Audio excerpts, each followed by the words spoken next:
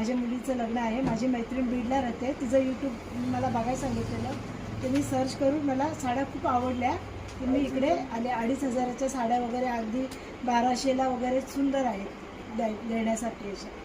लग्न आहे आणि 1500 म्हणजे बाहेर ज्या साड्या 3000ला वगैरे आहेत त्या इथे 1500ला वगैरे अशा रेंजमध्ये भेटतात. आणि तुम्ही सगळा लग्नाचा बस्ता केलाय. मी सगळा लग्नाचा बस्ता केला आणि राहिलेलं सुद्धा नंतर यूट्यूबला मी त्यांना सांगणार आहे की मला नंतर ऑनलाईन पाठवा.